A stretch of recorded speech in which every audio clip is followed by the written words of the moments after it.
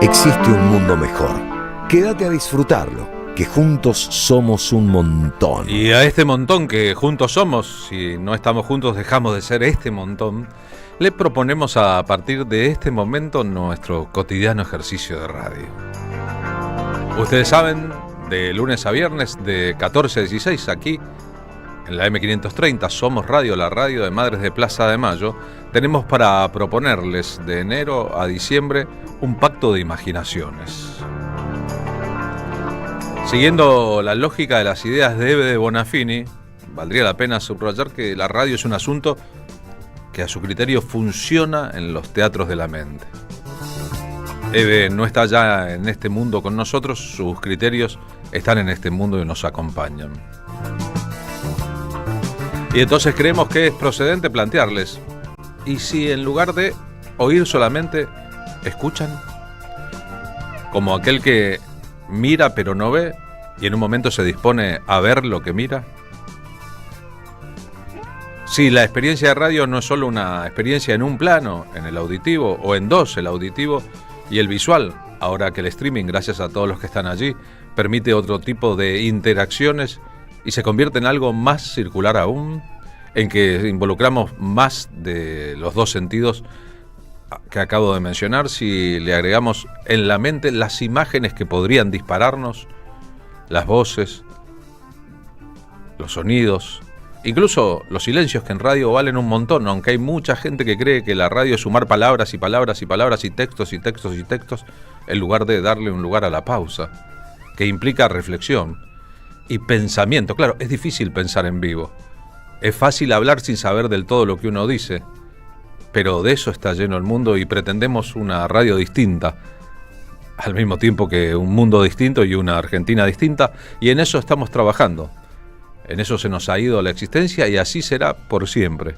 Nadie dijo que sea magia, nadie sabe qué resultará, pero en todo caso hay que trabajar y pensar utópicamente para que las cosas avancen. Primero hay que imaginar, la imaginación al poder, el Mayo francés 1968, para después concretar. Aquellos que no sueñan difícilmente concreten. Así que los invitamos, son parte de la experiencia y vamos a comenzar nada más y nada menos que por una de las canciones más políticas de todos los tiempos en la Argentina. Esa canción se llamó y se llamará La Descamisada.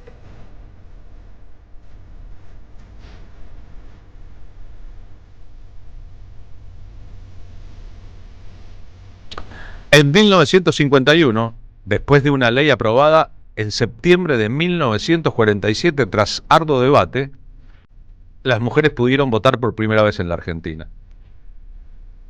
En su momento, porque era ella la impulsora, se llamaba la ley Evita, tenía un número,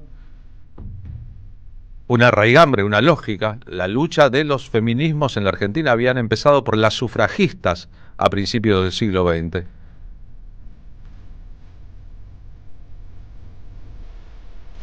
Pero ahora venía el momento en que el peronismo, con su fuerza de tracción, le posibilitaba a la mitad de la población, a las mujeres, acceder por primera vez a la votación.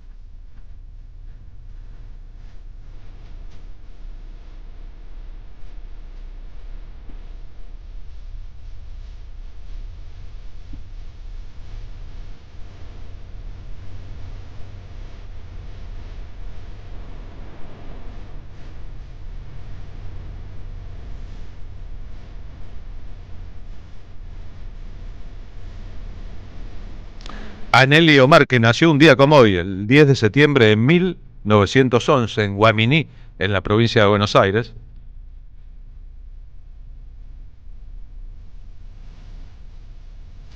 le pareció completamente normal grabar esta canción proselitista. ¿Por qué le pareció completamente normal? Porque era peronista desde siempre, y era peronista desde antes de que el peronismo existiera, por llamarlo de alguna manera. Se hizo amiga de Evita. Se hizo amiga de Evita mientras las dos soñaban con ser pilotas de avión. Estudiaban eso, primero Nelly Omar y después Evita. Fueron compañeras en la radio. En la Radio Splendid de principio de los años 40 trabajaban juntas y curtieron una buena relación. A Evita le gustaba mucho como cantaba Nelly Omar. A Nelly Omar le impresionaba esa chica llena de sueños. Cuando se consolidó la relación entre Evita y el general Juan Domingo Perón, que por entonces era coronel, fue una amiga más, sobre todo de Evita, y una conocida de Juan Domingo Perón. Le resultó natural entonces cantar como Hugo del Carril. Creyó natural que cuando le ofrecieron cantar la marcha peronista la cantaría, como Enrique Santos Discépolo. Creyó natural y conveniente hacer un programa de radio proselitista con vistas a las elecciones de 1951, sin saber que con eso sellaría por siempre su suerte política y personal. Después del 55, como Hugo del Carril, como Tita Merelo, como Antonio Tormo, como tantas otras figuras públicas que provenían de una era anterior al peronismo, pero habían adherido al peronismo, sufrieron la persecución y el escarnio. No les cupo a Enrique Santos Discépolo y Homero Mansi porque ya estaban muertos en el 55. Pero cuando mencionamos a Homero Mansi no podemos olvidar jamás que la relación entre ambos, entre Nelly Omar y Homero Mansi, no solo fue una relación entre dos figuras centrales de la cultura popular argentina de toda la historia y de ese momento del siglo XX, sino que además produjo el extraño fenómeno de que cuando Nelly Omar cantara las canciones que Homero Mansi había escrito inspiradas en ella misma o en la relación, esta es la versión en radio de Ninguna.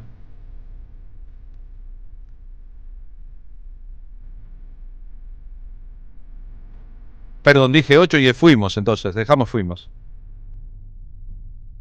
Se estaba dando una situación muy extraña. Nelly Omar cantaba en público en una radio los temas que Homero Mansi, que estaba casado, había escrito enamorada, enamorado o enojado con ella. En este Fuimos es una canción casi que de ruptura, de final.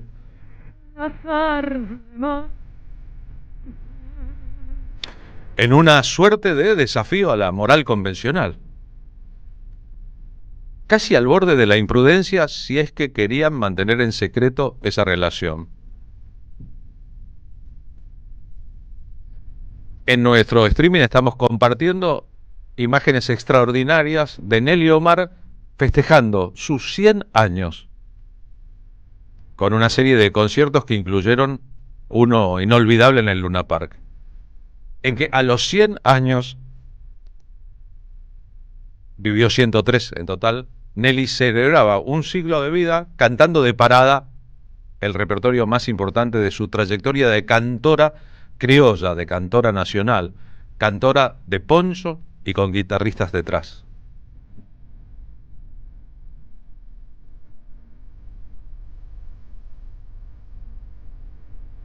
Fue tan importante en su aparición en la era de las cancionistas que el apodo que la prensa, escrita por varones, inventó para ella fue la Gardel con polleras. Era una forma de ponerla en su valor. Gardel por un lado, Nelly Omar por otro. Pero a ella nunca le gustó ni la comparación, ni el asunto de que no pudieran decir la número uno de las cancionistas de los años 20 tardíos, los 30, los 40 y así hasta este siglo.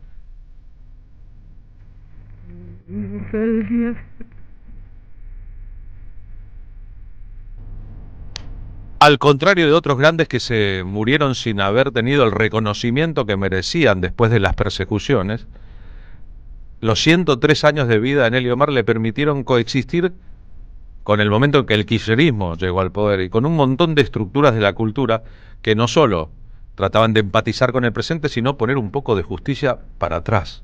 Y a Nelly Omar le cupieron al respecto, por suerte, todos los honores. Incluso cuando se enfermó, en el preludio del fin de su existencia, la presidenta Cristina Fernández de Kirchner la visitó en la clínica donde estaba internada. Eso pasa poco, ¿eh?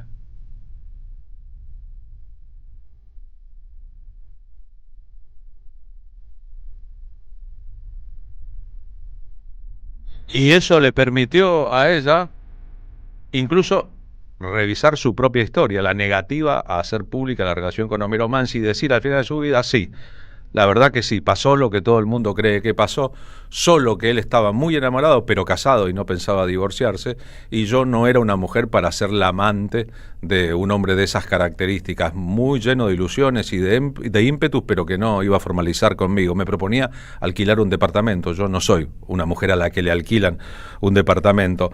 Cuando cumplía 100 años, es decir, en el 2011, en una entrevista con Eduardo Valdés, Jorge Schusen y un biógrafo de la propia Nelly, Omar Carlos Eloso Monti, en el Café de las Palabras volar de su característica de cantante, de cantora nacional y de por qué no le gustaba que le llamaran Gardel con polleras. Eso ya no me gusta, porque eso fue una cosa que me pusieron en el cine Carlos Gardel de Valentina Alsina. Cuando yo era joven me levantaron en anda, me dijeron Gardel con pollera. Y después con el tiempo ya, yo misma dije, no, yo tengo que ser cantora nacional. Y me puse cantora nacional. En su momento recuerdo haber tenido un intercambio fuerte con Nelly Omar, fuerte para mí, emotivo, porque siguiendo la lógica de la biografía que sobre Homero Mansi escribió un señor que además fue director de la Biblioteca Nacional, conté por radio que había existido esa relación y que temas variados, como Barrio de Tango, también, que ella cantaba, tenían una íntima relación con el amor de ambos. Nelly Omar se ocupó de encontrarme, de llamarme por teléfono para pedirme que desmintiera lo que Horacio Salas había escrito en la biografía de Mansi. Pero resulta que después, con la libertad que le daba el paso del tiempo y el hecho de que hubiera muerto la viuda de Mansi, ella misma le llamó a Horacio Salas para decirle, bueno, quiero agregarle cosas para que en el libro pueda contar la historia definitiva.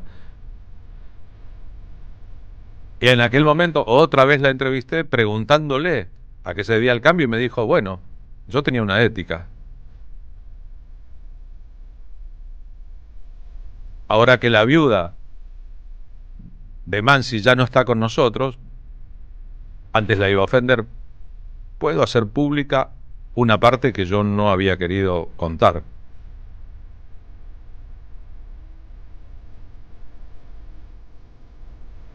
Al final, ella decía, yo nunca le di bolilla a Homero Mansi. Es decir, tenía versiones diferentes sobre eso. Lo que la letrística del tango muestra claramente es el modo en que inspiró grandes, pero grandes temas, y los detalles que solo ella conocía, como su inclusión en la letra, nada más y nada menos que sigue hablando en el programa con los 3 entrevistadores. Nunca le di bolilla yo. ¿Pero qué te trajo? Oro, alhajas, ¿qué te trajo? Porque dicen que te traía alhajas. Un tipo que te promete que se va a divorciar y que yo me divorcie para casarse y después te hace todo lo contrario, se vuelve a su casa. ¿Qué querés que dijera? Andate al diablo, déjame en paz, punto. Y él quedó, él la perseguía. Y bueno, después ocurrieron todas las cosas. Que a mí a veces no me gusta hablar de esto porque parece que uno quiere herir a ese hombre que ya se ha muerto. No, no lo quiero herir. Simplemente siempre digo que era un caballero, la verdad. Y que las cosas no se hicieron porque surgieron otros motivos que a mí también no me gustaba que él, como estaba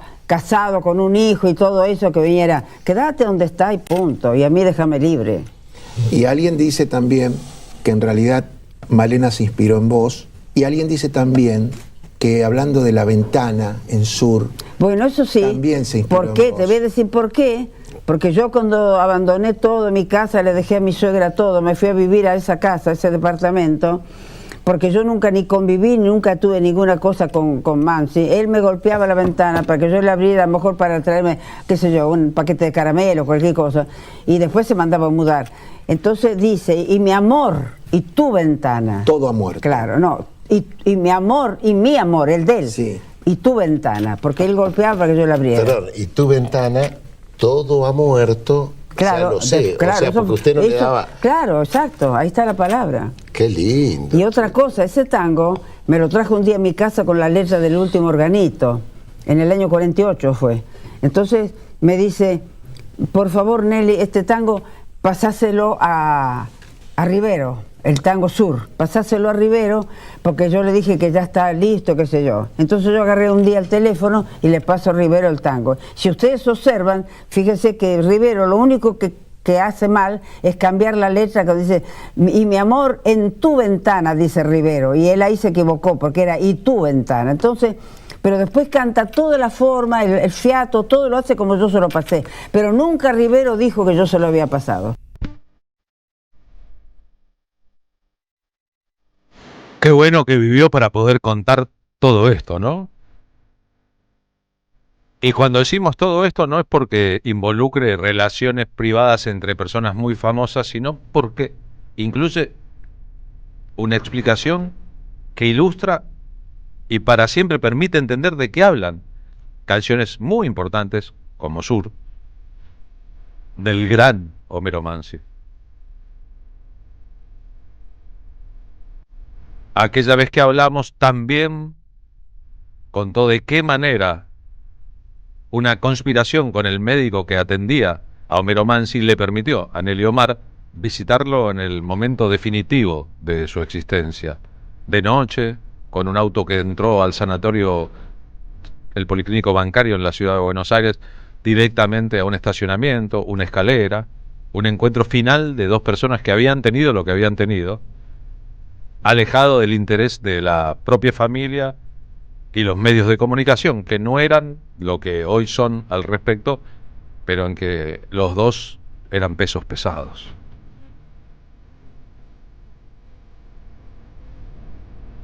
Fue esta afirmación de Nelly Omar la que permitió comprobar que la versión original de Sur incluía una pequeña alteración del Mundo Rivero a la letra: es tu amor, mi amor y tu ventana, no mi amor en tu ventana. Homero Mansi diciéndole: y mi amor y tu ventana, todo ha muerto.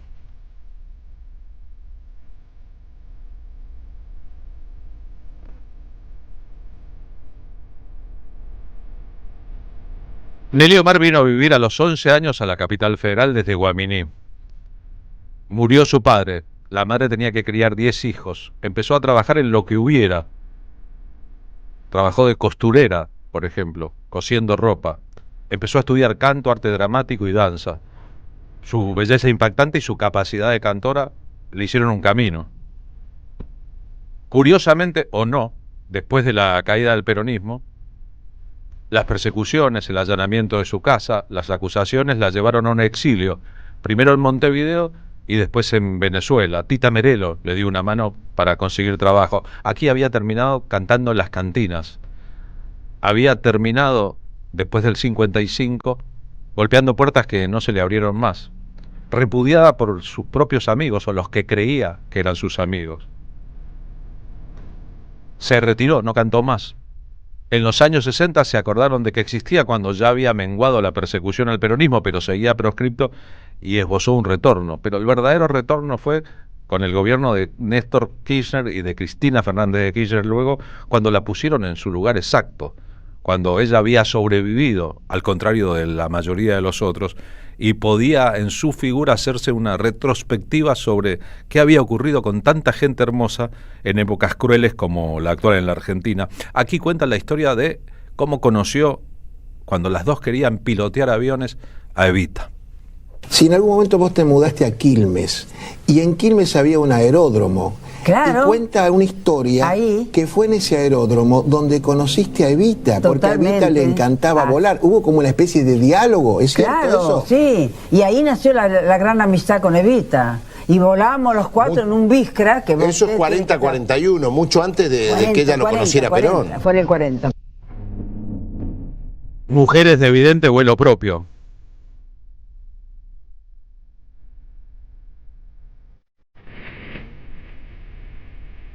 Otra vez Mansi escribiendo a Nelly Omar y Nelly Omar cantando la canción en la radio. No habrá ninguna igual, no habrá ninguna.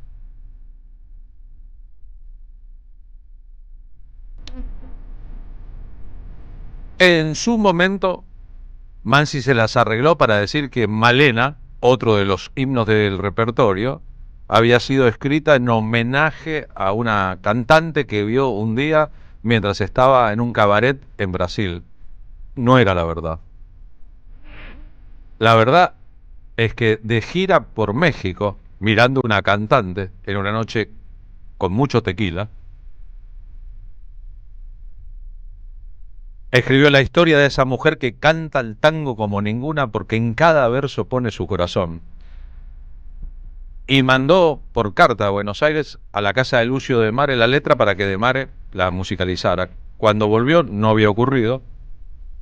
Le exigió que así lo hiciera. Nació Malena, pero Malena como ninguna siempre fue Nelly Omar.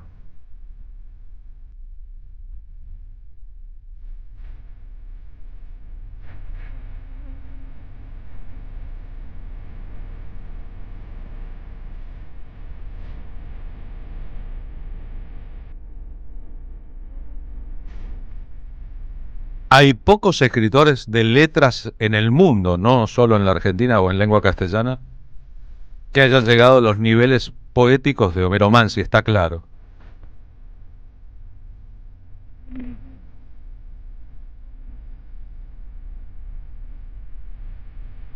Pero al mismo tiempo no hay ninguna figura femenina de la historia de la música que a los 100 años haya seguido actuando profesionalmente y con absoluta dignidad después de las torturas, persecuciones y asuntos de su pasado profundo.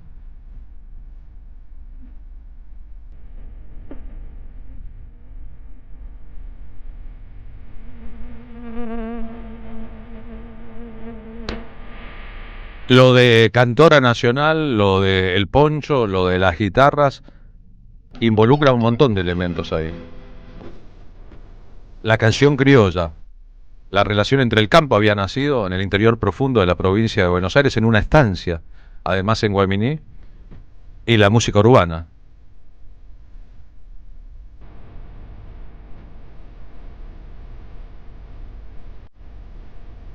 Así que en el día de su nacimiento, escuchar a Nelly Omar y contar pedacitos de su enorme historia nos hace encontrar con asuntos fundamentales de nuestro ADN, aquello que no morirá nunca, aquello que pervive en nosotros mismos.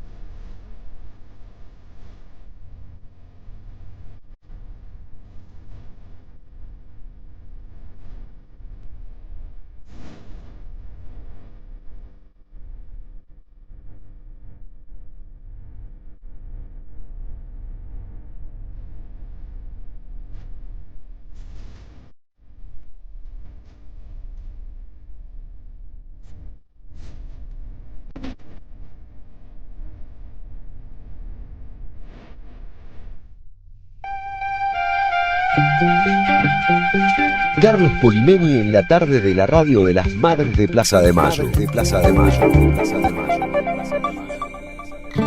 Y a las 14:31, Marina Glesser, aunque parezca un oxímoron, buena tarde de miércoles. Buenas tardes de miércoles para vos, Carlos, para la audiencia y para todos los que están oyendo la M530 en este momento. ¿Cómo andás? Bien, por suerte. Estaba pensando en que en las tardes de miércoles a mucha gente se le hizo una costumbre saber que le van a pegar a los jubilados o los van a reprimir. Por favor, no. Ojalá que no sea una costumbre para nosotros y ojalá que el gobierno escuche el veredicto de las urnas en la provincia de Buenos Aires y no siga actuando como si la voluntad popular no existiera. Así es, Carlos. Ojalá puedan entender que hay que cuidar a los ancianos, a los adultos y adultas mayores, a los niños, y que hay que proteger y promover a la sociedad, y que uno gobierna para la sociedad y para lo que quiere el pueblo, ¿no? Y no para lo que quieren los gobernadores o el FMI en este caso. Sí, creo que está clara, más clara que nunca, ¿no? Las dos formas de concebir el ejercicio de la política y sobre todo del poder de gobierno en la Argentina, con la experiencia mileística que ha salido como el Tujes, diría un amigo de la colectividad. Más adelante en el programa, ¿qué tendremos? Así es, el Tujes.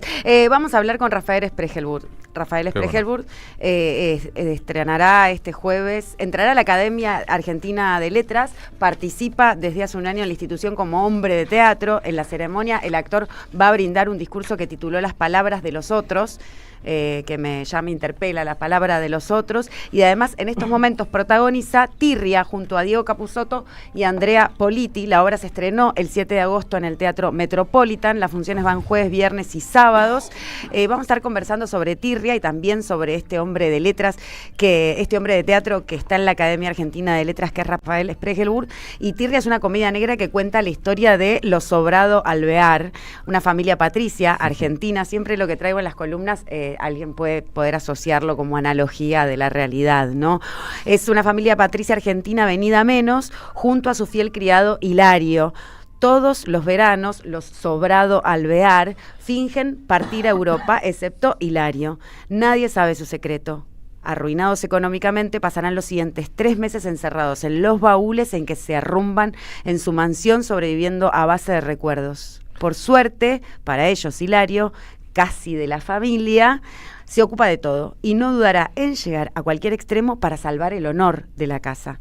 Tirria es también un homenaje a las comedias de teléfono blanco del viejo cine argentino, aunque se alimente de la tradición del grotesco. Bien. Así que vamos a estar hablando con Rafa Spregelburg sobre Tirria, esta obra que está en el Teatro Metropolitan, pero también sobre este discurso que brindará, que se llama La palabra de los otros, en esta época donde los otros parecen no estar, ¿no? Como sujeto político es verdad. A mirar. Tendremos más adelante en el programa la presencia aquí de Laura Echeverri, autora de Alberto Cortés, La vida, un libro que está saliendo y que este viernes 12 a las 18 será presentado en público en la Sala Cortázar de la Biblioteca Nacional.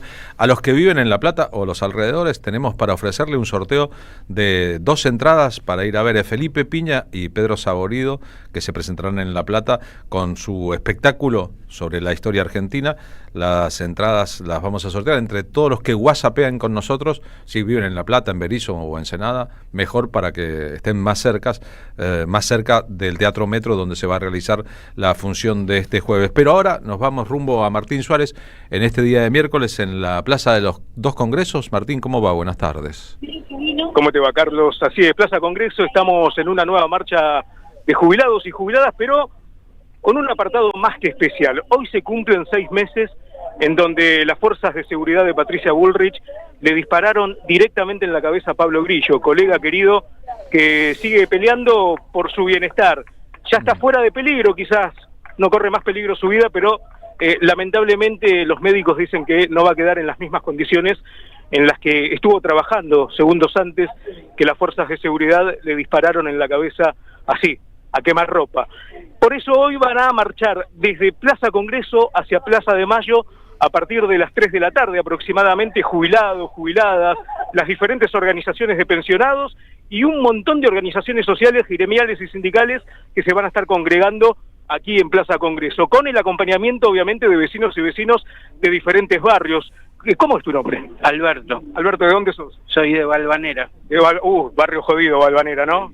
Sí, nos queda acá cerca, venimos todos los miércoles a acompañar el reclamo de los jubilados y hoy es una fecha especial por el tema de Pablo, que bueno, tenemos que acompañar para estar en contra de lo que pasó, ¿no? Digo barrio jodido porque mientras la policía de la ciudad de Buenos Aires está acá, en Valvanera se encuentra el polo falopero, lleno de inseguridad y a cielo abierto venden droga todo el tiempo, ¿no? Exactamente. Ahora pusieron un poco de policía por las elecciones, pero es complicado. Nada más que por las elecciones. Gracias, Alberto. Vecinos y vecinas que se acercan también aquí a Plaza Congreso para entablar y acompañar a los jubilados y jubiladas. Estamos en vivo para M530, Somos Radio, la radio de las madres. están acompañando la lucha de jubilados, ¿no?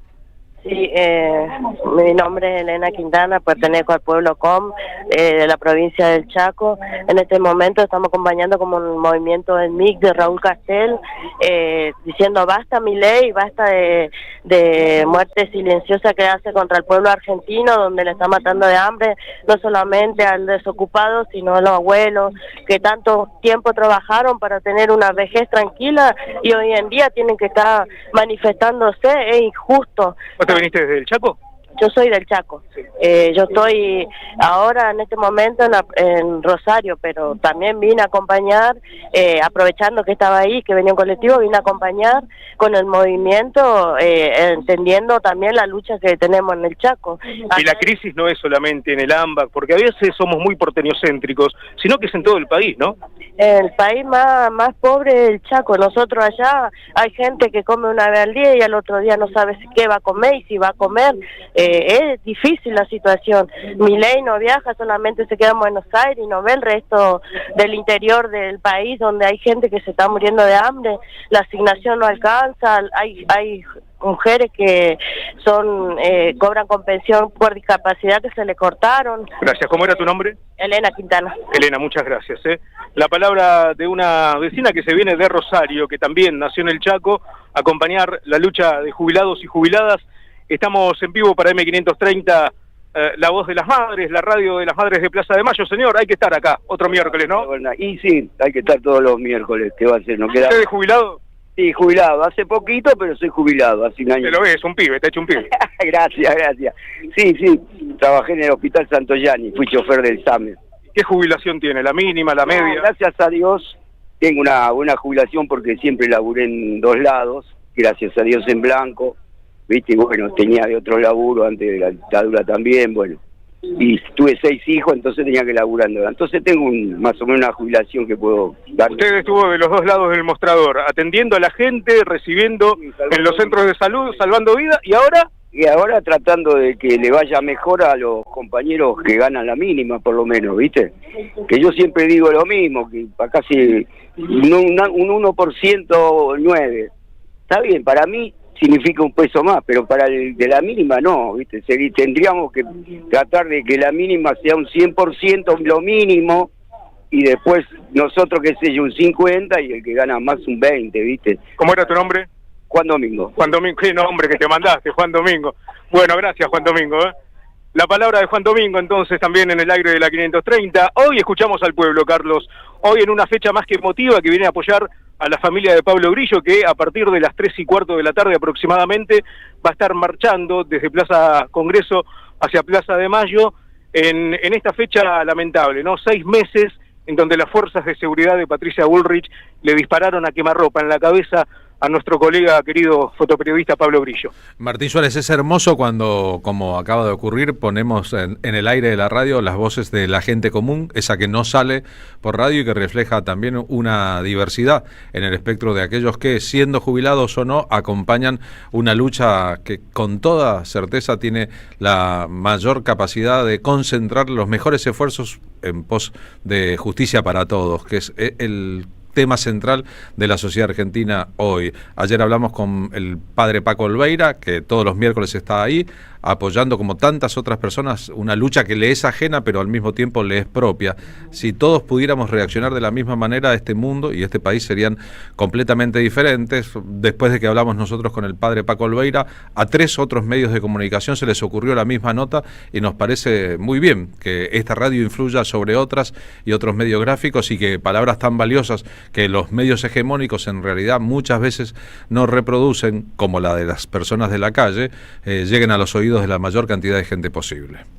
Y qué necesario es escuchar estas voces, ¿no, Carlos? Porque fueron ignoradas durante mucho tiempo. Incluso las voces que fueron ignoradas son las que se manifestaron fuertemente este domingo en las últimas elecciones, aquí en la provincia de Buenos Aires.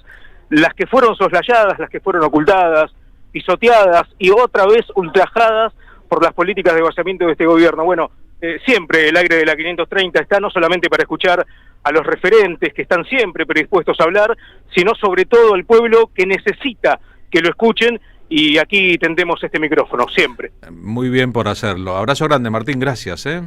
Abrazo, Carlos, hasta luego.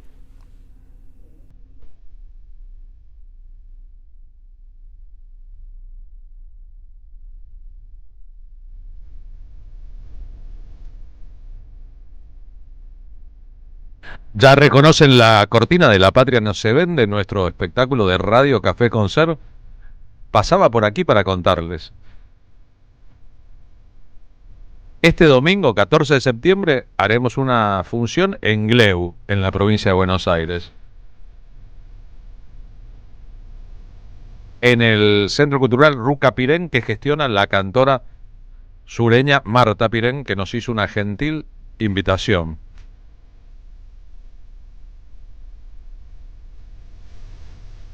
El domingo siguiente, el domingo 21, estaremos en Merlo, allí donde lleva adelante una parte de su labor el padre Paco Olveira.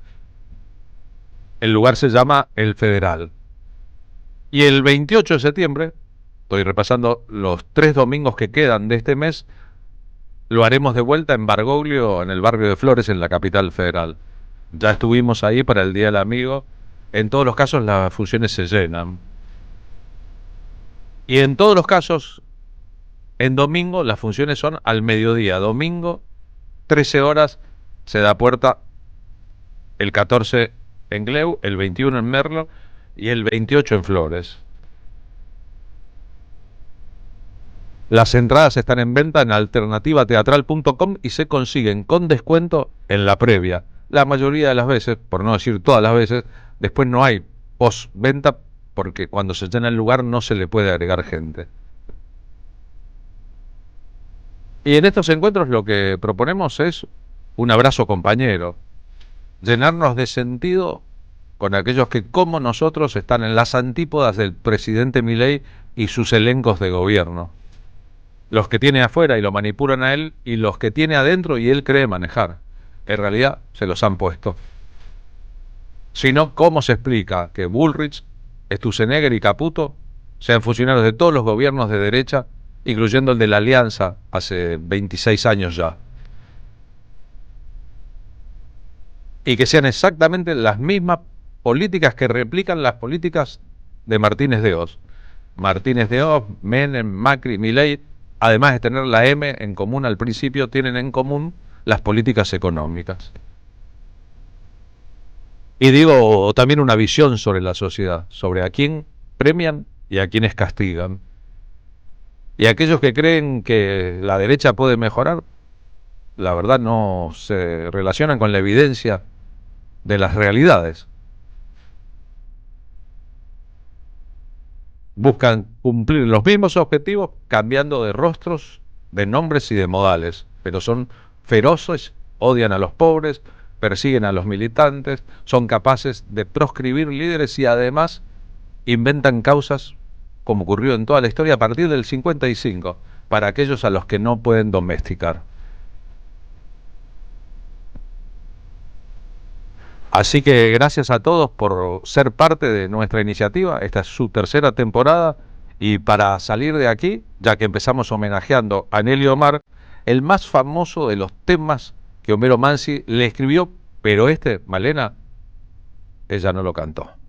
Malena canta el tango como ninguna.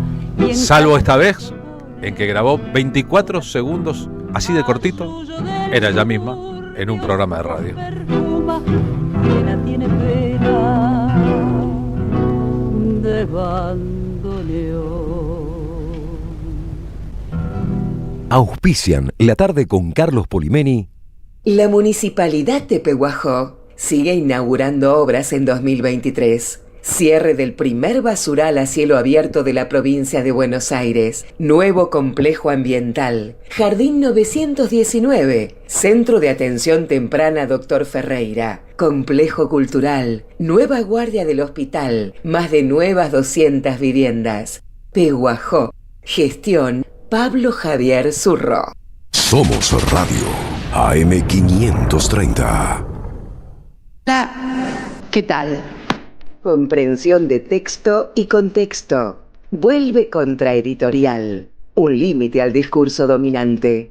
Dirigen Roberto Caballero y Gustavo Cirelli. La voz de la resistencia en medio del silencio la encontrás en www.contraeditorial.com. Tronador, agua mineral, botellones y dispensers para el hogar y la oficina. Hacé tu pedido al 4201-2627 o mandanos un mail a info@aguatronador.com.ar. Tronador, agua de mesa envasada. 12 de octubre 632 en Avellaneda. Carlos Barragán, Carlos Barragán vuelve a los escenarios argentinos a cantar tangos y otras curiosidades, cosas de Brasil, cosas de Italia, cosas de folclore y otras cosas. Carlos Barragán vuelve a los escenarios para cantar y tratar de descubrir dónde nos perdimos, dónde nos podemos encontrar, por qué nos pasó de todo, y yo no sé, y qué se puede hacer salvo ver películas de Francella, y por qué el tango nos espera en lugar de venir él, como el locutor que no vino y tengo que grabar esto. ¿Ah? Acá estoy, Barra, haciéndole la segunda como corresponde. Barragán canta tangos y otras curiosidades.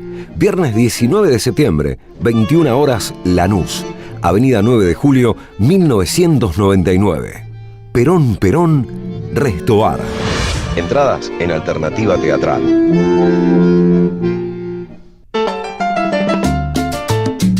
La patria no se vende itinerante. Con Carlos Polimeni, un espectáculo de radio, historia, política, poesía y música en vivo. Domingo 14 de septiembre a las 13 en Espacio Ruca Pirén, Mazzini 2390 Gleu. El 21 de septiembre a las 13 en el Federal, Padre Espinal 875 Merlo. Y el 28 de septiembre a las 13 en Bargoglio, Bacacay 2414 Flores. Entradas por Alternativa Teatral. Produce Don Narciso. La patria no se vende, la patria se defiende. Auspicia Somos Radio AM530. Las voces se multiplican.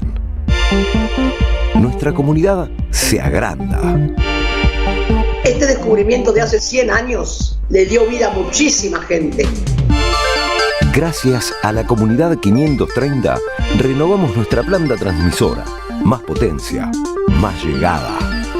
AM530 Somos Radio. A todo el país. La tarde de la radio es con Carlos Polimeni. AM530. Somos Radio.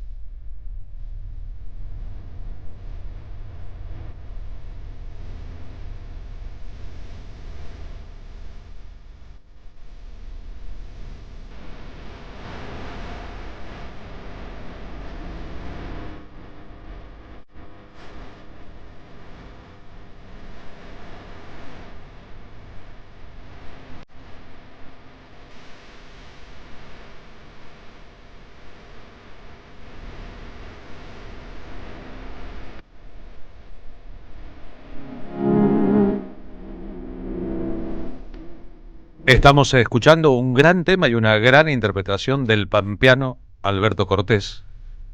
al que mucha gente creyó español, ya que vivió en España a partir de los años 60, y tengo en mis manos el ejemplar de Alberto Cortés La Vida, una biografía novelada de su existencia que este viernes 12 de septiembre a las 18 será presentado en público en la Sala Cortázar de la Biblioteca Nacional en Agüero al 2500 en la capital federal.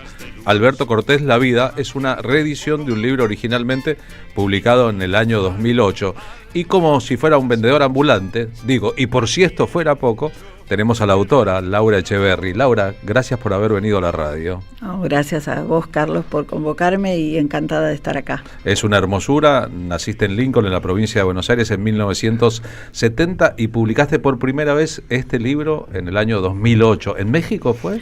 En México, la edición es española, pero se presentó en México primero, en el DF, después Madrid y después Buenos Aires. Siempre con la editorial de la Sociedad General de Autores y Editores de España, la SGAE. Que es muy importante. Muy, muy importante. Es el equivalente a SADAIC, pero más poderosa. Exactamente. Así que fue una edición muy cuidada, hicimos unas presentaciones preciosas, la prensa muy bien hecha. Y después, lo que no tenía a lo mejor esta editorial era la salida, digamos, masiva a una distribución propia de editoriales de otro tipo. Era más bien como una edición de para coleccionistas. Testimonial. Testimonial, exacto. Así que bueno, cuando se agotó y empezamos a buscar despacio otras alternativas y acá estamos. Qué bueno que hayan surgido otras alternativas. Cuando Alberto Cortés llegó en los años 60 a España, venía de formarse en la escena de la ciudad de Buenos Aires como cantor de tango y de folclore y casi que quería olvidar su éxito pop del principio, el sucusucu. El sucusucu. Porque era un chiquito y mi madre, que había nacido en San Luis, había sido compañera de piano de Alberto Cortés en San Rafael, estaba muy en San Rafael en Mendoza, así como mi tía Malita, estaba muy cerca en mi imaginario, pero el imaginario era que cantaba una canción comercial muy de moda. Sí, sí, sí. Con un ritmo inventado, ¿no? Podemos encontrar por ahí el sucusucu de Alberto Cortés.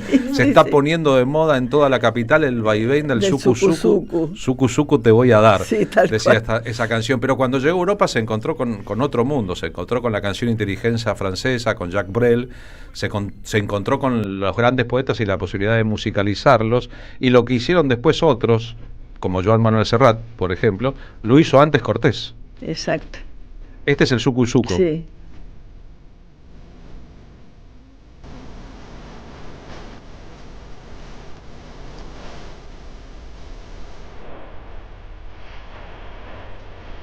Ahora, con solo ver el recorrido de personalidades que hablan sobre Cortés en tu libro, Abelardo Castillo, Joan Manuel Serrat, Luis Eduardo Aute, Silvio Rodríguez, Rodolfo Mederos, Fernando Bravo, José Ángel Trelles, o las fotografías de su relación con Jorge Luis Borges, Atahualpa Yupanqui y Astor Piazzolla, ponen en relevancia a un artista fundamental de la historia de la canción en castellano, no solo de la Argentina, ¿no? Exactamente. No lo podría haber sintetizado mejor. Una figura insoslayable de la música popular en español y es nuestra, además.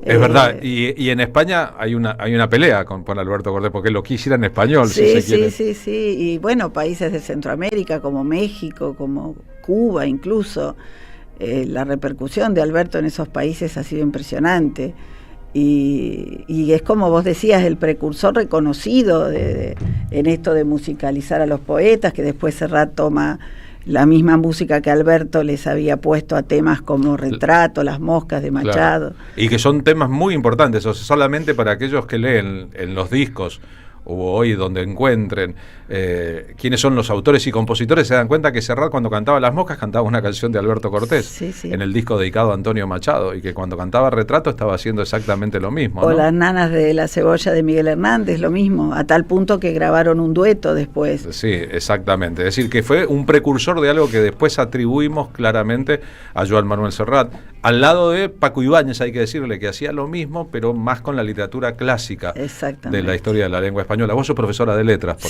por otra parte. ¿Por ahí entraste al mundo de Cortés por las letras? Sí, yo entré por la poesía y por las letras y la música, desde muy chiquita, antes que decidiera escribir o ser profesora en letras, pero traigo la poesía. Yo escribo varios géneros, pero la poesía, vengo de la poesía. Y bueno, Alberto me impresionó desde muy chiquita, desde que mis papás me empezaron a hacer escuchar sus discos y ir a verlo en vivo, acá al Coliseo, cuando esa época de gloria de él, y fue un camino de ida, lo adoptabas o no lo adoptabas, no había término medio. Y sí, viene de ahí, sin duda, de mi parentesco con la literatura, la poesía, la música. Es bueno decir que hay un Alberto Cortés, autor y compositor de un repertorio muy claro, muy importante, con muchos temas como Cuando un amigo se va, que se convierten en lugares comunes casi de la comunicación, y hay otro que es intérprete, que puso en un lugar algunas canciones que no hubieran llegado donde llegaron sin Alberto Cortés, empezando por No soy de aquí ni soy de allá, de Facundo Cabral. El éxito en Europa de No soy de aquí ni soy de allá, en la versión de Alberto Cortés, llevó a Facundo Cabral a poder trabajar en España, pese a que era una canción que había escrito para Jorge Cafrún en la Argentina. Sí, sí.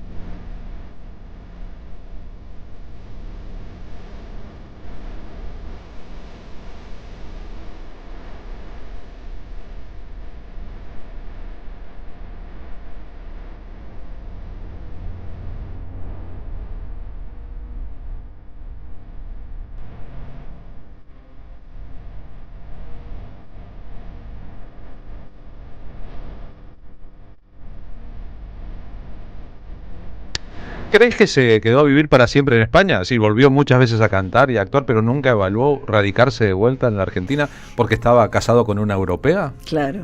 Él, tal cual, cuando arma su vida en España, lo hace radicándose en Madrid con René Gobaert, que era la esposa, belga ella, y se radican primero en un departamento céntrico, después en una casa preciosa de un barrio de las afueras de Madrid, y ya estaba como la vida armada así, digamos.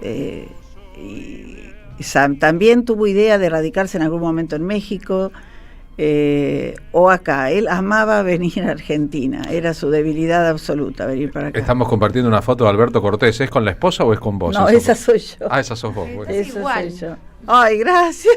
No creas. Es bueno saberlo. ¿En dónde? Mira, esa es la última foto juntos. ¿En qué contexto? Eso es en el Coliseo Podestá de La Plata, el 13 de marzo de 2011. La última vez que nos vimos personalmente, porque después fue todo telefónico. Él falleció en el 2019. Y recordemos que anduvo los últimos años de la vida cantando después de haber sufrido una ACV que le había producido una parálisis parcial, ¿no? Incluso las últimas giras eran de cantar ya sentado. Y mi vida también se complicó en esa década. Se enfermó mi papá, después mi madre, yo tampoco pude viajar y las cosas fueron así. Esa es la última foto. Bueno, es decir que es un libro escrito por una admiradora, escritora que al mismo tiempo tuvo una relación con el personaje, cuya vida está en parte novelada acá, ¿no? Está novelada. Sí, nos hicimos amigos, incluso con Renata, que falleció también a los pocos años después que él. Fui como parte de la familia, de los amigos de él. La verdad que ese es el milagro más grande para mí. Sí, está novelada, eso yo lo aclaro siempre porque no es una suma de testimonios que canse en el sentido que parezca algo técnico. Cada testimonio está como apoyando un capítulo, un determinado momento de la vida de Alberto que está contado ahí. No lo he leído porque lo conocí hoy al libro, pero me dedicaré a eso en los próximos días. Es bueno, llena de ejemplares la industria, pero desmerece al que compra y al lector más o menos sagaz. Es un comentario general, pero que tiene que ver con una industria, la industria del libro vinculado a la música, que creció mucho, pero no en calidad, sino en cantidad de publicaciones. Y sería bueno retomar los parámetros de calidad exigibles para aquel que lee sensiblemente las obras y no que colecciona las tapas solamente, que también de eso debe ocurrir un montón. En el caso de la canción que el grupo punk Ataque 77 grabó, Callejero, de Alberto Cortés, es leyenda que la escribió para un perro indomable que se negaba a irse de un edificio Sí. donde había vivido su dueño anterior. ¿Era la casa en el centro de Madrid o la casa de campo? No, era el departamento del centro de Madrid, en la calle Hurtado de Mendoza, y todos los vecinos le habían puesto un collarcito con los teléfonos para que si se perdía lo llamaran y lo devolvieran, y lo cuidaron entre todos hasta que no vivió más, pero... A mí una vez en Buenos Aires, porque le pregunté por esto, Alberto Sí. Cortés me contó, era una entrevista para el diario Clarín, la historia de este perro que era de todos y de nadie, el perro anarquista, o el perro Tal que cual. se negaba a desalojar el lugar, pero no se quedaba en Sí. ninguna parte, que ellos vivían en un departamento para que hacía falta ascensor, Sí. y que muchas veces cuando llegaban el perro movía la cola, era señal de que tenía hambre, y subían el ascensor con ellos, pero después era la esposa de Alberto la encargada de bajarlo, porque a él Tal le daba cual. fiaca bajarlo, y que un día llegó de una gira, de sorpresa, a las 2 de la mañana, se fue a la cocina a preparar de comer y escuchó que respiraba alguien en la habitación donde dormía su mujer sola, y dijo, está con otro hombre. Y entonces se trató de tranquilizarse, no pudo, tomó un cuchillo y entró a la habitación dispuesto a hacer justicia por mano propia, y encontró que el que dormía era el perro. Era el perro. Callejero, así que era callejero, pero cuando no estaba Alberto Cortés podía Sí, dormir sí, en podía su propia ingresar cama. Podía ingresar. Bueno, ellos después hicieron la casa que vos me preguntás, la casa de las afueras, era también perritos, cada uno con su nombre, con su No tuvieron historia. no tuvieron hijos. No tuvieron hijos. Y una cosa central para entender también una parte. Tal cual. La canción Chaval, que existe en uno de sus primeros discos, que es preciosa, es una canción dedicada al hijo que hubiera le esperaba querido tener. que viniera, claro. Y que no llegó nunca, ¿no? La melancolía en la voz de Alberto Cortés, que no es tristeza, sino es melancolía.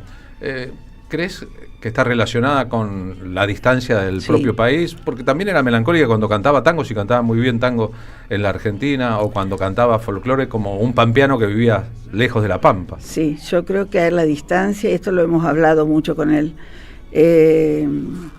Además, él se va a los 20 años pensando que volvía a los Claro. 6 meses, no volvió más. En la gira en Bélgica, como cantor de tango, que conoce a la que sería su mujer. Exacto, y su papá muere en ese periodo, él no lo vuelve a ver.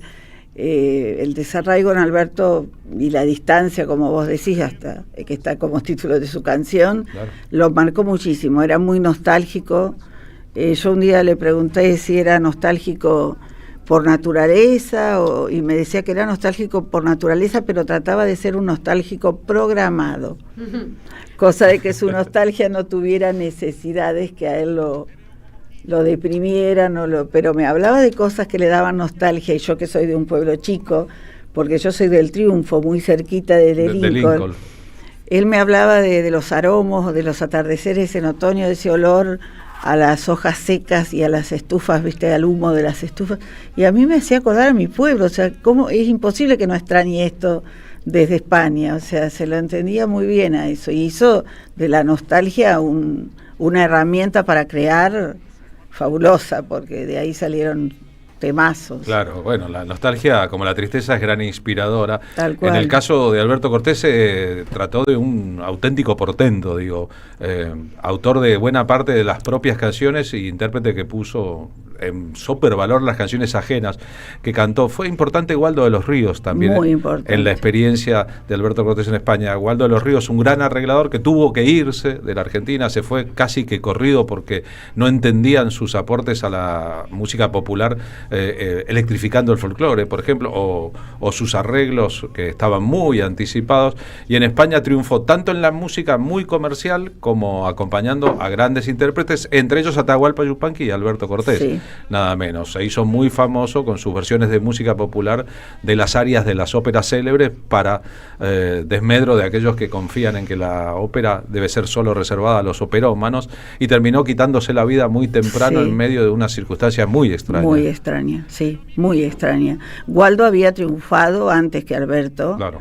Y cuando Alberto empieza con todo esto de musicalizar poetas, y lo hace en el Teatro de la Zarzuela de Madrid, y Pavox reacciona ante semejante Éxito. evento, ahí recién hacen que Waldo musicalice o lo acompañe en el primer LP de Alberto, poemas y canciones, y ya sube con él al escenario. Waldo y los Waldos, o sea, toda la orquesta de Waldo. Y sí, después hay un tema de Dicenta, El amor desolado, que todo el mundo cree que es de Alberto, la letra no es de Alberto, que está vinculada a la muerte de Waldo. De Waldo de los Ríos, ¿no? Sí, sí. Esa troupe de argentinos que en España fue fundamental para la música en habla hispana, no solo para España, según reconocen todos, Sí. en varios géneros, no solamente en la música melódica, que podría ser el gran paraguas de Alberto Cortés, aunque era mucho más, la canción de autor. Exacto, en la su canción de caso. autor. ¿Cuántos discos grabó? Ay, me matas con esa pregunta. Yo nunca los terminé de contar. Pero no los terminé de contar. Igual atrás del libro están todos, pero no sé. Docenas son. Docenas, sí, docenas. ¿Y por qué te decidiste a escribir un libro sobre la obra, independientemente de que tenías una relación y que te gusta la literatura? Porque me parecía que hacía falta un homenaje. ¿No hay ningún otro libro No sobre hay Alberto ningún. Cortés? Hoy hablábamos con un amigo de eso al almorzar. Yo sentía una responsabilidad pavorosa al ser yo la que escribiera la biografía de Alberto, porque siempre pensé, puede escribirla un periodista no sé, ya reconocido, cualquiera, superior a mí 1000 veces.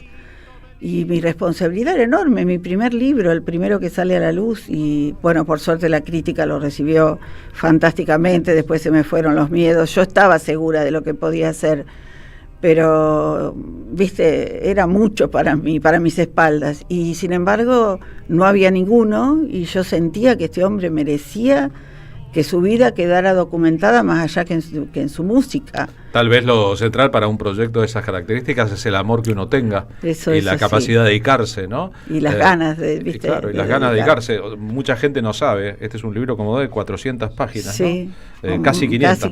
Casi 500 páginas, sí. La cantidad de esfuerzo físico y la cantidad de trabajo que hay detrás de la escritura de un libro, y la cantidad de dudas y de elementos. Y de chequeos. Y de elementos que hay que poner. Hoy es más fácil que nunca chequear y más complejo que nunca ponerse a escribir, y que haya del otro lado una cantidad de público. Bueno, por suerte esto funcionó. Gracias por haber venido a la radio. No, gracias a vos, Carlos, por el espacio.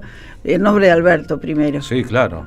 Gracias a las editoriales Serial y 7 Sellos, gracias a Susi que está ahí, mi amor, haciendo la prensa, y Norberto, y gracias a todos los que nos acompañen en esto. Bien, muchísima gente cree que está olvidado Alberto Cortés. Basta poner una canción suya en la radio para darse cuenta de qué manera vive en nosotros.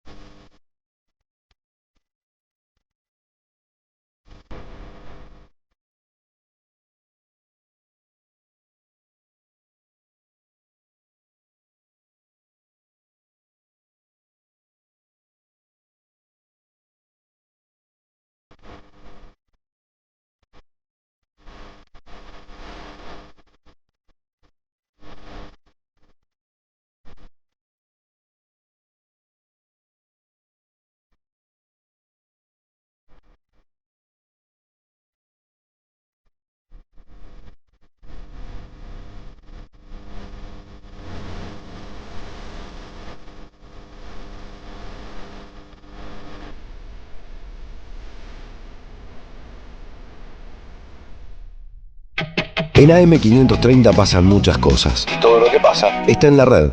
Somos Radio AM530 en Facebook. Entérate de lo que pasa. AM530. Somos redes. Somos radio. En Santiago del Estero existe un lugar donde la naturaleza cura y renueva, donde el agua relaja y transforma. Termas de Río Hondo te invita a sumergirte en un paraíso termal, con aguas únicas en Sudamérica, conocidas por sus propiedades. Aquí, el descanso se convierte en experiencia y cada instante en un recuerdo inolvidable. Termas de Río Hondo, paisajes cálidos, aguas únicas, momentos tuyos. Gobierno de la provincia de Santiago del Estero. ¡Wow! ¿Cómo dices cuenta DNI? ¡Wow! ¿Que ahora tienes plazo fijo? ¡Wow! ¿Y que tienes una tasa especial? ¡Wow! ¿Y eso hace que tu dinero crezca? ¡Wow! ¿Y crezca? ¡Wow! ¿Y crezca? ¡Wow! Pará, ese último wow no entendí. ¡Wow! ¡Ah! ¡Que crece! Cuenta DNI. Tu plazo fijo de Banco Provincia es realmente wow. ¡Wow! El sabor que te acompaña es Café Bantú. El aroma en la mañana de Café Bantú. Bantú. Roberto Caballero está en AM530.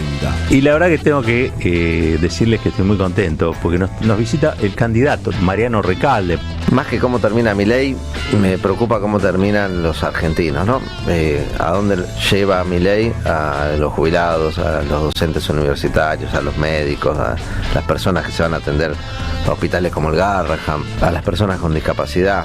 Nos está llevando por un mal camino y esto termina mal. El plan económico ya tiene los días contados. Cristina lo grafica con el yogur, ¿no? Que tiene fecha de vencimiento, con el reloj de arena que ya se dio vuelta. A las 8, Caballero de Día, en AM530. Construimos comunidad. Buscamos la verdad. Siempre. Seguí a la Cámara de Diputados de la Provincia de Buenos Aires a través de sus redes sociales y entérate de todas las actividades legislativas. En Instagram y Facebook como @diputadosBA y en Twitter como HCDiputadosBA. Somos los engranajes de una máquina infernal. Somos las marionetas de este proyecto global. Los engranajes, personajes atrapados en el laberinto de una gran empresa luchando por escalar posiciones. Una mirada crítica desde la ironía y el humor.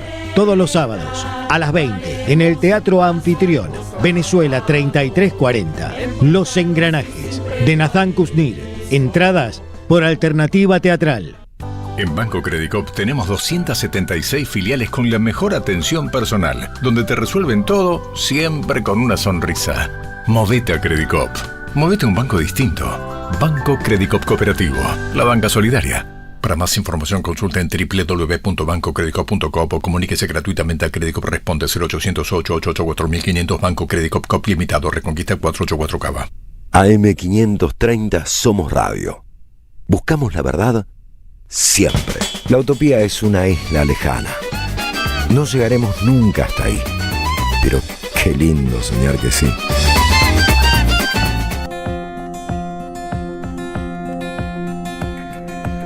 ...15 y 16 minutos ahora, lo prometido es deuda, en la Argentina a veces lo prometido es duda, pero nosotros vamos a cumplir con nuestra promesa de sortear 2 pares de entradas para el espectáculo que mañana jueves 11 de septiembre, en el Teatro Metro de La Plata, van a llevar adelante Felipe Piña y Pedro Saborido. El espectáculo se llama Historias Argentinas, es un diálogo, un debate, un intercambio de ideas sobre nada más y nada menos que la patria. Historias hay muchas, pero las argentinas son las nuestras.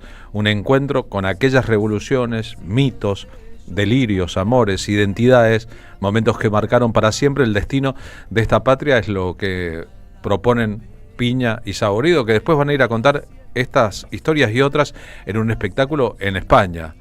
Y nos parece hermoso que 2 pensadores de este calibre y que pertenecen además a un mismo campo de ideas puedan hacerlo y tengan en todas partes un público amoroso. Sorteamos 2 entradas. De acá a los próximos 40 minutos revelaremos el nombre del ganador. Las entradas, por otra parte, están en venta en platea1tickets.com para aquel que sin poder ganar el sorteo, quiera comprar en La Plata, en Berisso o en Ensenada. Nos vamos rumbo a Marina Glesser y su invitado. Así es, Carlos, te contaba que Rafael Spregelburg va a entrar a la Academia Argentina de Letras como hombre de teatro, y en la ceremonia este actor va a hablar de las palabras de los otros en un discurso que así tituló. Le damos la bienvenida a Rafa Spregelburg. Rafa, hola, Marina Glesser y Carlos Polimeni, te saludamos de la M530. ¿Cómo andás? Hola, muy bien. ¿Qué tal, Marina? Carlos, ¿cómo están? Bien, muy bien. Tiempo. Bueno, felicitaciones, hombre de teatro. ¿Cómo va eso?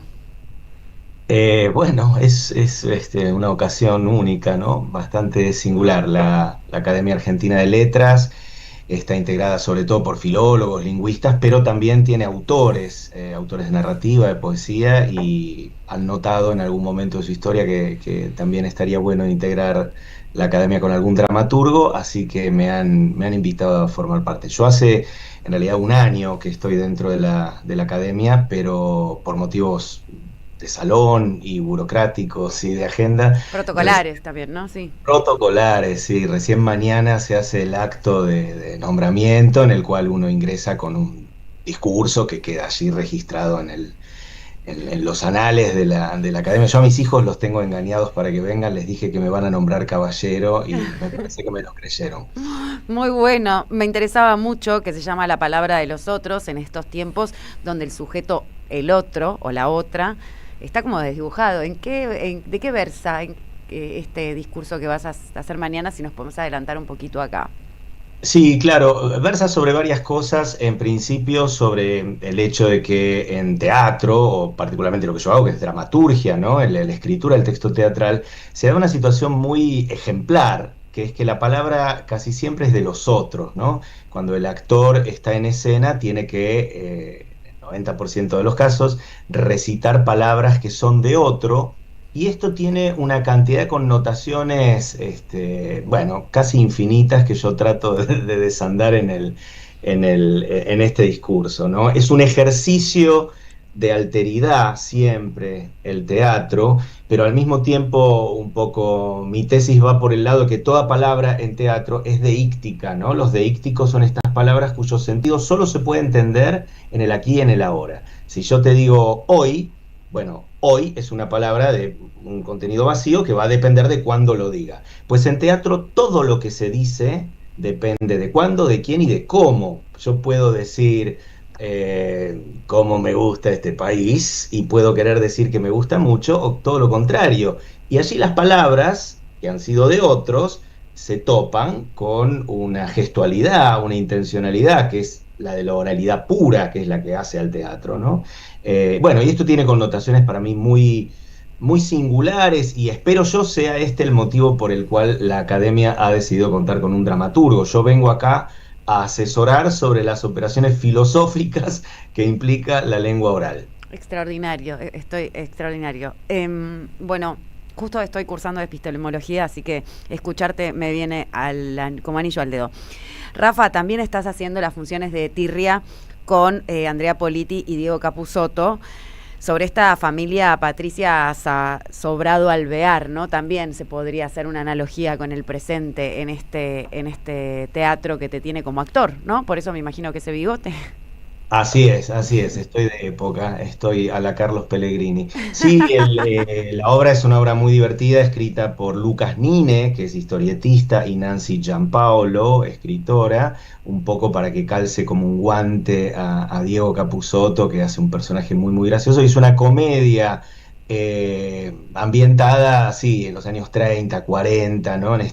En la decadencia de este gorilismo y de esta patria que se identifica con aquello que no es, ¿no? Y el sueño de esta Europa que ya a la que no llega, ¿no? Es una familia bien, muy venida a menos, que tiene que fingir que se esconde adentro de unos baúles para hacerles creer a todos sus vecinos que ellos están de viaje por Europa.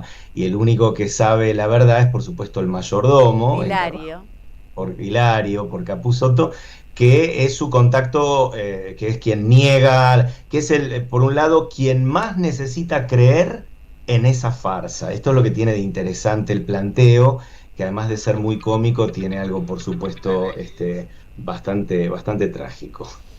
Es más que interesante que justo en esta época te toque hacer esta obra, porque siempre me ha sucedido, soy asidua espectadora de lo que propones como dramaturgo y como actor, siempre vas al compás, ¿no?, de lo que va sucediendo en el contexto social, como que no se puede escindir un poco de lo que pasa con la dramaturgia y con el teatro y con la cultura con respecto a lo que nos toca vivir en términos colectivos, sociales e históricos, ¿no?, y económicos, políticos.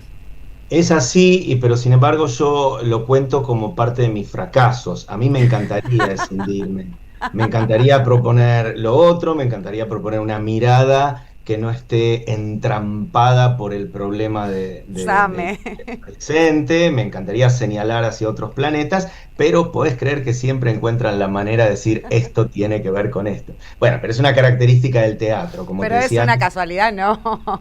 El teatro siempre, yo no creo que sea una casualidad, pero sí creo que los artistas están preocupados por sustraerse del sentido común, precisamente para encontrar soluciones que el sentido común no va a encontrar, porque el sentido común queda girando, boyando alrededor de aquello que todos dicen, que todos opinan, aquello que es lo importante en un momento dado para una comunidad.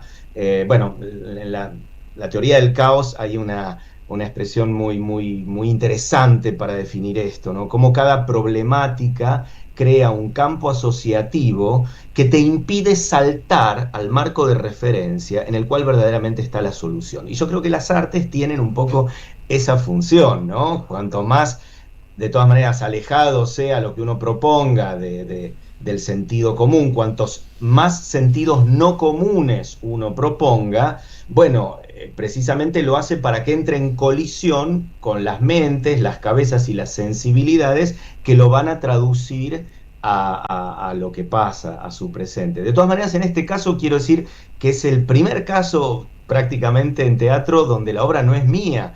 Yo estoy muy mal acostumbrado porque en general actúo en mis propias dramaturgias. Así que acá obedezco y me sumo a este tanque de guerra imparable capitaneado por Capusotto, que es, bueno, como sabemos, una máquina de producir sentido argentino, ¿no? Qué interesante que es escucharte, Spregelburg. La verdad que siempre me quedo un poco así hipnotizada por la capacidad que tenés de asociar todos estos marcos teóricos que incluyen muchas disciplinas. En ese sentido hablabas de que el arte puede disputar el sentido común, pero hay una cosa nueva, ¿no?, que son los avances tecnológicos que tienen por consecuencia tenernos como atrapados a un algoritmo y a un chip en donde todo el tiempo estamos sobreinformados de imagen, no tanto de contenido, ¿no?, como tenían los libros. Y leemos y vemos y escuchamos, pero eso conduce a una opinión pública que sí genera una masa de sentido común que a veces es muy difícil entrarle, ¿no?, la famosa batalla cultural. ¿Crees que eso puede resolverse yendo al teatro, volviendo a agarrar los libros, yendo a la universidad? ¿O cómo conducimos a esa juventud un poco no future, o sea, como que no ve la posibilidad de desarrollo y derecho a planificación de su vida, para estimularlos o fomentarles, digamos, de que el pensamiento crítico está en no ver lo que solamente te causa placer o placebo, digamos, a ciertas angustias, ¿no?, que suceden en las juventudes?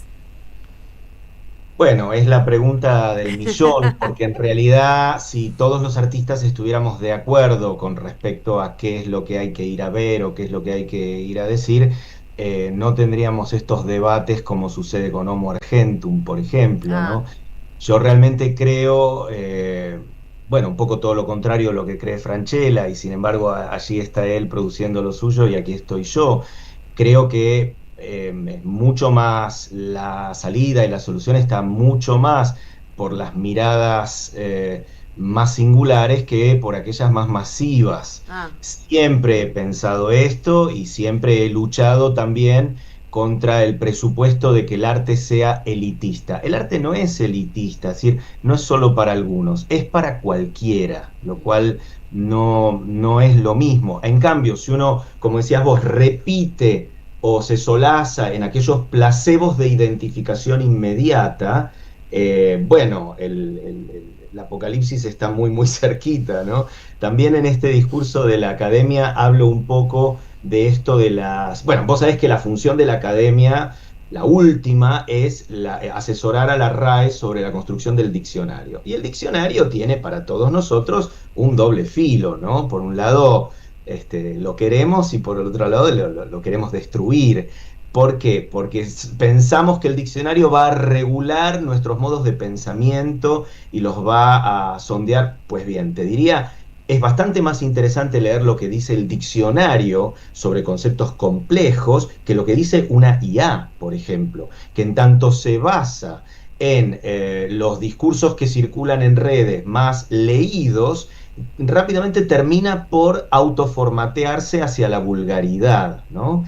Además, bueno, utilizando un litio y un agua, que el objetivo de la IA está claro, es extinguirnos a todos, ¿no? Pero y quedará solo la IA sin recursos, o sea, no tiene que tomar agua. No va a tener quien la alimente. En ese sentido yo he empezado a amigarme más con los diccionarios. Por otra parte, como sabrás, y bueno, por ahí no, porque esta es una versión que hay que hacer entender, la RAE, tanto la RAE como la AAL, la Academia Argentina de Letras, no inventan el diccionario, no inventan términos, ni inventan... Los definen, ¿no? Los definen de acuerdo a una serie de especificidades que tienen que ir a buscar verdaderamente en los que saben, en los libros. ¿Cuál es el momento en el que un neologismo deja de ser un término usado, lo que se llama un nonce word, una palabra del momento, una palabra ocasional, y termina de entrar en un diccionario, ¿no? Esto puede suceder con términos muy, muy, muy distintos, desde mondiola hasta coorbitar. Tenemos que meter la palabra coorbitar en el diccionario. ¿Qué sé yo? Alguien nos va a tener que decir si es distinto de orbitar con, para ver si necesitamos de esa palabra. Entonces, lo que hace estas comisiones, que además se dividen por especialidades, es investigar qué sería lo correcto. Luego, por supuesto, el diccionario ofrece versiones hasta contradictorias, porque así son las sociedades que hablan una lengua. Y aclaremos que esto sucede en el español, lo cual es una riqueza extraordinaria. No hay muchas lenguas que tengan una academia que ayude a conectar la lengua con el pensamiento, que es en definitiva lo que yo creo que pasa aquí. Y lo que describe el mundo, ni más ni menos. Rafael Sprechelburg, vamos a ir entonces a ver Tirria. Las próximas funciones de septiembre son los jueves a las 21:30, los viernes a las 21:45 y los sábados a las 22 en el Teatro Metropolitan. Estás junto a Andrea Politi y Diego Capusotto. Y mañana se puede ir a ver este discurso, Las palabras de los otros, en la Academia Argentina de Letras. ¿Es abierto? Sí, es abierto, es en el Palacio Errázuriz, que es allí en el Museo de Arte Decorativo. La academia funciona significativamente en el ala de criados, somos los criados de lo decorativo, como digo yo siempre. Sí, es un acto formal, como te decía, pero allí se presenta el discurso que después se podrá leer en el boletín de la AAL, que está a disposición de todo el mundo. Bueno, un placer conversar con vos este ratito, corto pero intenso y profundo, así que, hombre de teatro, te dejamos un beso grande y muchas gracias por atendernos. Gracias a ustedes. Chau, chau. Bien, qué montón de sentidos, ¿no?, en la conversación. Este dramaturgo, viste que está traducido a una cantidad de idiomas récord en Argentina. Pero además es un actor muy importante del cine, ha hecho películas fuertes, emblemáticas, diría en el lenguaje más usual de todos, y hasta presentando programas de televisión. Lo vi presentar un programa de televisión sobre la arquitectura de Buenos Aires. Escribía esa columna de arquitectura buenísima, la escribía en la Eñe, ¿no? Sí, y durante mucho tiempo en un diario de una editorial, una columna en los domingos. Es decir, se trata de un hombre todoterreno y es interesante. Lo que dijo, por otra parte, sobre Diego Capusotto como un productor de sentidos de la argentinidad. Ahora recién estamos viendo que cuando Capusotto y Saborido hacían sus programas de televisión, Peter Capusotto. Sí, nos trajeron hasta acá, así que paguen su cuota de dedo que tienen con respecto a haber hecho de lo que crearon una realidad efectiva. Nunca sabían que Miki Vainilla iba a ser presidente y Violencia Arriba jefa de gabinete o jefa espiritual de su propio gobierno. Deja tu mensaje en nuestra línea de oyentes de WhatsApp 11 3200 0530. Somos Radio.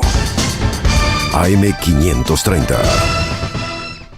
Después del abuso sexual, relatos de tratamientos psicoanalíticos, un libro de Andrea Agazarian que visibiliza esta problemática que es un verdadero crimen contra las infancias y adolescencias.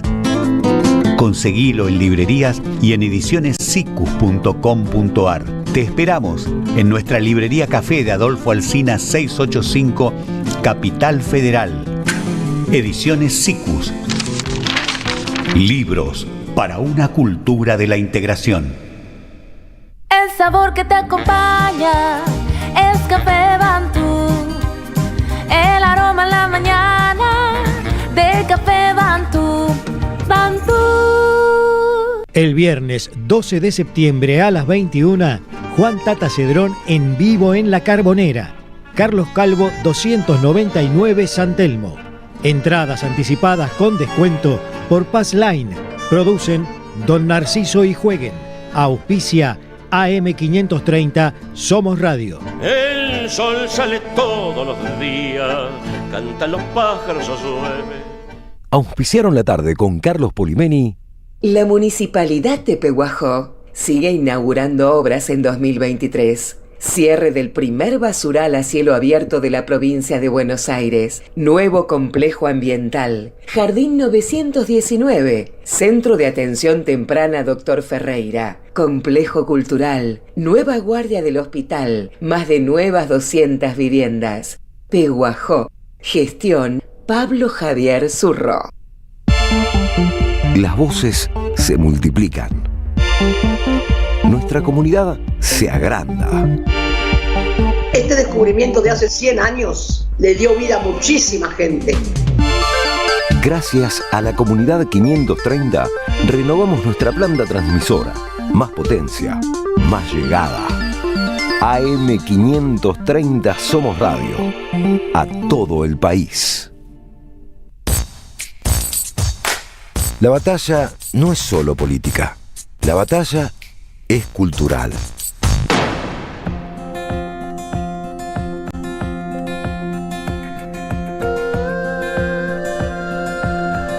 ...15:35 seguramente hay mucha gente, algunos ya escribieron diciendo qué bien que habla Rafael Spregelburg, sí, ¿no? Qué dominio de la lengua y de los contenidos de la lengua. Y eso nos viene a mostrar el espejo de lo que acabamos de decir, ¿no? De cómo se comporta un presidente de la nación, al que se le supone un estadista con responsabilidades extraordinarias en cuanto a los modales e incluso al modo de manejar la lengua, y vemos que son dos clases distintos de hombres argentinos con capacidad de hablar en público, ¿no? Son dos modelos diferentes de la educación, si lo pensamos un poco. Hubo un tiempo, Pablo Hacker, ¿cómo le va? Muy bien, buenas tardes a todos. Que por ahí está lejano, en que había gente que en los medios de comunicación enseñaba modales. Por ejemplo, la Condesa de Chicov. La Condesa de Chicov. Claro. ¿Cómo había que comportarse si uno no tenía una formación al respecto en ocasiones protocolares? Los cubiertos, de afuera hacia adentro. Sí. Ah, claro, que era mucho más lo ceremonial y lo protocolar era lo importante, no tanto Claro. qué, sino el cómo. Bueno, pero a veces uno va a un restaurante a comer y le traen 3 cubiertos y no sabe cómo ponerlos y tiene que preguntar, o hace cualquiera y queda mal. A veces había gente como Ante Garmaz que decían cómo era el arte de la elegancia en los medios de comunicación. Y se ha vulgarizado todo muchísimo, ¿no? Se ha vulgarizado mucho. Mi punto es ese, exactamente. Cómo se ha vulgarizado todo de tal manera que es normal que el presidente insulte, diga malas palabras o haga metáforas anales, como si no hubiera tenido quien le explicara desde el protocolo de la Casa Rosada que existe esto sí y esto no, cuidado con esto, si vas a sacarte una foto, cuidado con los modales. Yo creo que eso no se ha ayornado en la educación, en términos de la educación, ¿no? Que nosotros no hemos ayornado nuestro sistema de salud, nuestro sistema educativo y nuestras instituciones culturales y patrimoniales nacionales se han venido degradando a partir del acuerdo con el Fondo de Mauricio Macri. Es verdad, y se refleja en todos los rubros. Yo recuerdo hace un tiempo estábamos en la entrega de premios Setter con Víctor Hugo Morales y Alejandro Olina, estamos los 3 nominados en una categoría, mejor conductor de radio, y Víctor Hugo, que se había puesto traje, es normal que Víctor lo haga, y Alejandro Olina, que estaba muy elegante, y a mí también era una ceremonia en el Teatro Cervantes, la transmití a la televisión, me puse un saco, me pareció que estábamos a tono. En un momento vimos cómo desfilaban personas que ganaban premios, todos trabajadores de radio, algunos con hawaianas, otros con ojotas, en short, en pantalones cortos, y Víctor Hugo me dice, me parece acá que la gente se pasa de espontánea, ¿no? Y yo dije, claro, porque se vienen vestidos acá como irían a un picnic con los amigos un sábado por la tarde en el Parque Lezama. Y hay que distinguir entre un teatro, una transmisión televisiva y un picnic con los amigos en el Parque Lezama. No es para hablar mal de nadie, sino para ver cómo todo se ha vulgarizado un poco. Hablamos un poco mal de algunas cosas porque las actitudes de algunos compañeros la o forma que y el queremos fondo, no nos gustan. La forma y el fondo tienen relación entre sí. Es como si nosotros para hacer esto y una transmisión por streaming no tuviéramos en cuenta y viniéramos con un escarbadientes acá y la camiseta con que dormimos anoche. Quiero decir esto porque también ocurre, y eso se ve mucho en la política y en los medios de comunicación, que hay gente que utiliza la indumentaria deportiva como un sinónimo de su propia personalidad, incluso con una marca muy característica. Y yo nos invitaría a todos a una reflexión sobre cómo se ha vulgarizado y qué significa eso. La vestimenta deportiva utilizada como ropa elegante es una costumbre que nació en el rap en Estados Unidos a partir de la ropa que usaban los presos en las cárceles. Hay todo un modo de moda al respecto, de una marca muy connotada. Ay, pero sobre gustos no hay nada escrito, ¿eh? Claro, pero sin embargo... Cada uno puede vestirse como la humanidad completa está llena de lecciones sobre el gusto y sobre la circunstancia. Después podemos discutir lo que quieran. A mí me parece que sobre esto necesitamos todos una pequeña reflexión, no para que nadie tenga el poder de decirle a los otros qué hay que hacer, sino para que nos miremos en el espejo y nos preguntemos. Yo he utilizado ropa deportiva para hacer deportes toda mi existencia, hasta he tenido sponsor de ropa deportiva cuando me tocó, pero sabía que la ropa deportiva era para hacer deportes. No para ir a ganar un premio. Yo igual tengo una diferencia con eso, porque también hay gente de traje que nos ha cagado. Por favor, no pasa nada, que cada uno se ponga lo que se le cante. Pero obvio, pero el que se pone lo que se le cante, un presidente de la nación, para asumir la presidencia de la nación, tiene que seguir... Mientras no sea pedófilo, estamos tranquilos. Cierto, bueno... Bajamos mucho la vara, ¿no? Estamos al borde de que eso ocurra. ¿Qué quiero decir? Néstor Kirchner, para asumir la presidencia de la nación, usó unos mocasines viejos, pese a que... pero desendeudó a la Argentina, ¿no? A que Cristina Fernández de Kirchner le decía... las leyes de obediencia a vida y punto ¿Me dejás terminar de hablar? Pese a que Cristina le decía, con Estela de Carlotto de testigo, andá, comprate unos mocasines buenos a esa casa que tiene un nombre que empieza con G. Néstor era así, pero no sobraba las circunstancias, simplemente él era así. Y usaba un traje cruzado en campaña cuando decía, sacate un traje, una foto buena con un traje. Él era así, pero hay gente que imposta y no es así, sino que quiere parecer una cosa diferente a la que es. Espero que se entienda el comentario, porque nos tenemos que ir a la voz de Juan Carlos Junio, secretario general del Partido Solidario y director del Centro Cultural de la Cooperación Floreal Gorini. Juan Carlos, ¿cómo le va? Hombre de elegancia proverbial, ¿qué dice usted? Bueno, si es por vulgaridades, el primer gran vulgar de la Argentina es el presidente. De eso estamos hablando. No nos vulgaricemos nosotros, claro. 4 camperas Milei. Lamentablemente se irradia para un montón, una parte muy grande de la sociedad. Tratemos de sustraernos a las vulgaridades presidenciales, que no son solamente por el ropaje y la película, sino por muchas otras cosas más importantes. Mirá, quería comentar que luego, del gran triunfo de la oposición y de la gran derrota del oficialismo, se abren, en fin, una cantidad inmensa de interrogantes ante una nueva situación en la relación de fuerzas políticas y muy particularmente electoral, teniendo en cuenta que dentro de un poco más de un mes hay un nuevo episodio electoral de gran trascendencia. Yo lo que creo es que se va instalando una cosa de carácter político, que es el antimileísmo, que se nutre evidentemente de lo que es la oposición más clásica de todos los que integran el peronismo y los otros partidos que integran Fuerza Patria, más una periferia de diversos afluentes que está decidida a votar y enfrentar a Milei. Por lo tanto, si bien ese es un espacio que debe tener todo tipo de controversias y contradicciones, sin embargo, creo que es destacable que se va conformando esa situación. Por lo demás, muchos dicen, bueno, ¿y el gobierno? Me preguntan incluso, yo qué sé, ¿cómo va a seguir el gobierno? Yo creo que de las palabras del presidente, de los primeros indicios, el gobierno está atrapado en su propia ideología, su propio condicionamiento con el establishment y la convicción del presidente. O sea, el gobierno, más allá del pronunciamiento electoral, va a seguir en lo suyo, es lo que manifestó, y creo que la supuesta autocrítica es por la galería. Lo que va a hacer es tratar de continuar. Ahora, esa podrá ser su voluntad y su determinación, pero lo cierto es que sale muy, pero muy debilitado ante propios y extraños, ha perdido, yo diría, el filo de la daga, y en el propio establishment, que lo sigue apoyando, porque están atados a su antiperonismo, a su antiizquierdismo y a su deseo irrefrenable de quedarse con el botín que le ofrece el presidente, pero sin embargo en el establishment, en los grandes medios de comunicación, también se va instalando una sensación de gran duda acerca de lo que para ellos es sagrado, que es la gobernabilidad. La gobernabilidad es la gobernabilidad del sistema capitalista actual, que siempre necesita que haya una gobernabilidad que le asegure la continuidad de sus intereses. Por último, en el marco del establishment está, creo, la determinación del Fondo Monetario Internacional de seguir apoyándolo, ¿no? Yo creo que a esta altura el Fondo Monetario Internacional, más allá de que es lo que siempre fue, empieza a ser un cambalache guillepoliano, ¿no?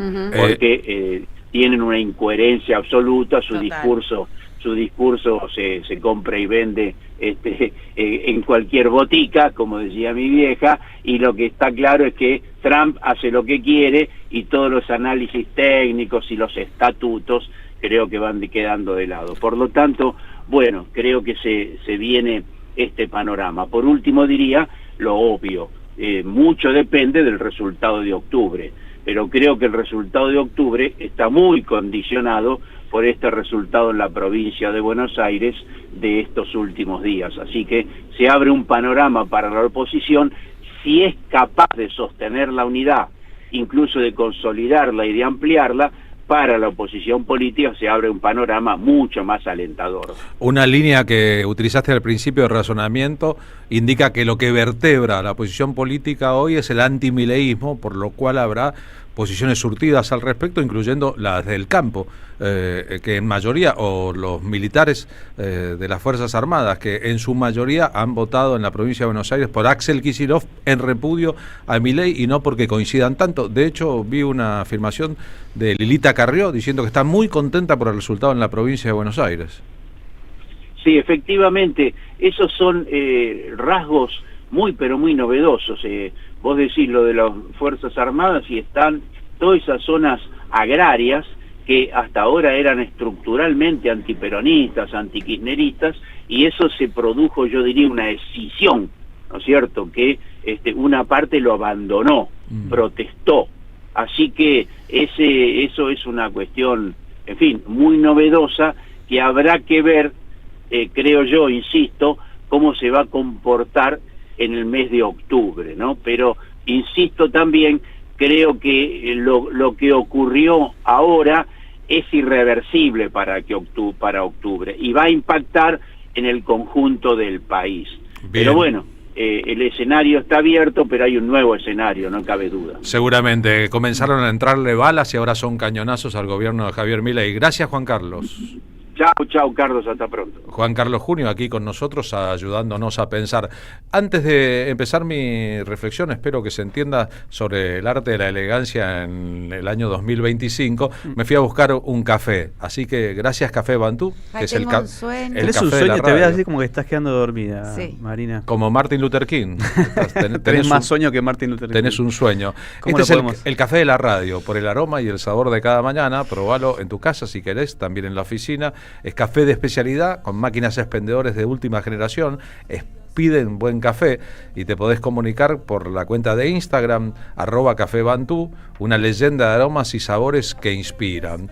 De ahí nos vamos rumbo al señor Pablo Hacker, que también tiene su café en tacita. También tengo mi café en tacita, sí. Y bueno, como saben bien, una vez pasada la elección, muy importante, como decía Juan Carlos, me gustaría hacer una reflexión más. Es cierto, creo que septiembre marca un octubre, Ahora, en octubre, creo que no hay que aflojar ya, hay que dejar, digamos, los triunfalismos un ratito de lado y empezar a pensar con todo en octubre, porque me parece que si la fuerza patria se duerme en los laureles y no piensa que ahora hay que poner toda la misma energía, digamos, esto se puede errar más rápido. Lo decía también porque empieza a preocuparme algunas reuniones, por ejemplo la que está manteniendo Mauricio Macri con Rodríguez Larreta en el Café Tabac en este momento, que también... Vuelve el killer. Claro, que ciertas personas que quieren aglutinar, ¿no?, ese descontento del que hablábamos, que ojo para dónde va esa moneda, ¿no? Claro, siendo los dueños del partido judicial, ¿no? Mauricio Macri, Horacio Rodríguez Larreta, su primo, Roby, está ahí en el Liverpool. No nos olvidemos que el ministro de Seguridad de Larreta fue al agua escondido con los jueces, ¿no? Con Ercolini, con Casial. Es verdad, y las declaraciones de Lilita Carrió corren en ese mismo sentido, ¿no?